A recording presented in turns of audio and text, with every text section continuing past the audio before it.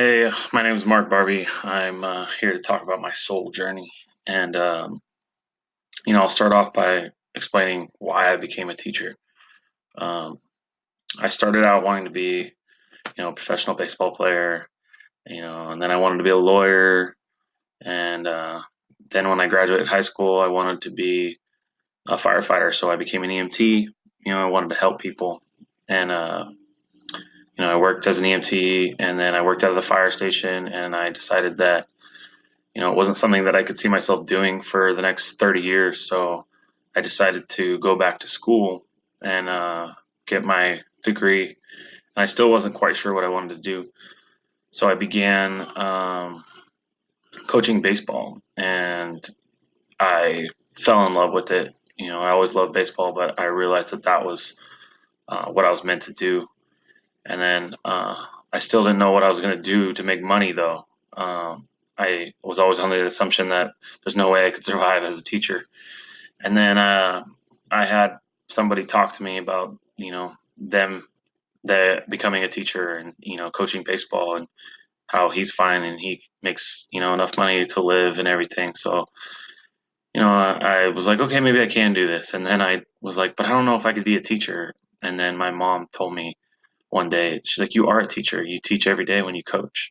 Like, what's the difference? You're just in a classroom. And it was like my epiphany. I was like, wow, I you're totally right. I can totally do this. So um, I shifted my schooling focus to get my degree in math, and so I could be a math teacher. And that kind of led me into down this road of understanding that math is hard.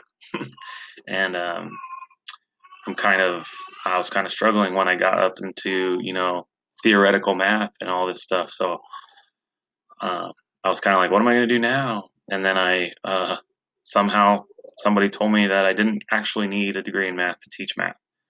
You just had to pass this CSET. So I went and got my degree in psychology, and now I'm currently at Azusa Pacific getting my uh, credential and my master's, and realized that the CSET's really hard too. So I mean, the resiliency that I am having to show right now is incredible, and it's humbling. But I feel like it's going to make me a better person, a better teacher. I mean, nothing worth anything doesn't take work. So I'm just here trying to do the best I can, and I just know that I'm meant to, you know, help kids and guide them, and I see myself as a mentor. I have an innate ability to connect to high school students that age range. I have a brother who's 8 years or 12 years younger than me, and a sister who's 8 years younger than me. So I've always been dealing with a large age gap, and I think I've grew up understanding how to relate to people much younger than me. So I think I'm especially equipped to handle that age group, and I feel that my connection from the baseball field to the classroom is going to give me an immense amount of uh, like reach. You know, I might have 180 students in a year, and then you can add another 60 students on, or 60 student athletes. My I have so many more opportunities to touch lives, and that's really what am looking for. Just to change lives. I went through high school. My high school experience was just kind of I was just there. I was getting through it. Just going and going through the motions. I was a good student, but I didn't try very hard because it was easy. I didn't have really any aspirations to get a 4.0 or get a scholarship and go to college. Um, and I never had any teachers that really were like push me to do anything more than what I was doing.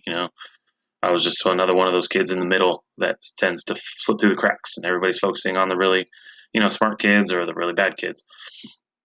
And then as far as my baseball experience in high school, I had terrible coaching. I think that's what makes me such a great coach now. So I understand the need for a great coach, a coach that genuinely cares about you and genuinely cares about your success and your future.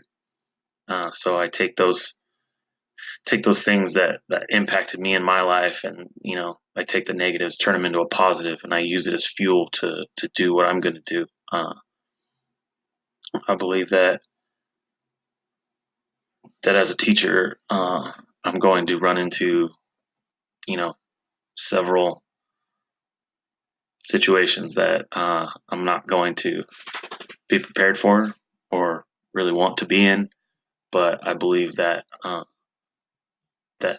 everything that has happened to me in my life a lot gives me um, everything I need to help any student get through any situation that they bring to me, or allows me to get myself through any situation that I'm going to be put into. My faith, I feel like, is going to be key in this. My relationship with God is gets me through a lot, and a lot of these situations that I've run into, uh, I just lean on my faith, and I allow myself to feel a sense of comfort in that.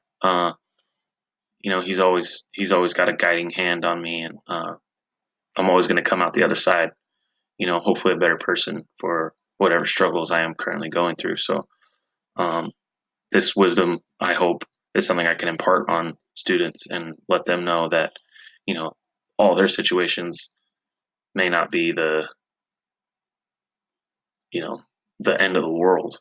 That's a hard concept to understand when you're 15, 16, 17, but uh, hopefully I can use my relatability to make them believe what I'm saying, and then they will understand that life goes on, and this is just a small snippet in the fabric of time for them, and allowing them to realize that they will be great. They have great things ahead of them. Uh, that's like my main goal as a coach and a teacher, or when I am going to be a teacher, will be just to let these kids know that they can be great. They are great, and everything is within their reach. And I feel like if I can get if you can get a student to believe that, then you've won. They they can go wherever they want if they believe that they can achieve anything and that they are great. Uh, I feel like I will be satisfied every day in my job, helping these youth become what they're going to become. It's got to be one of the most fulfilling jobs there is, and I am very excited to embark on this journey, and look forward to everything that it brings, good and bad. And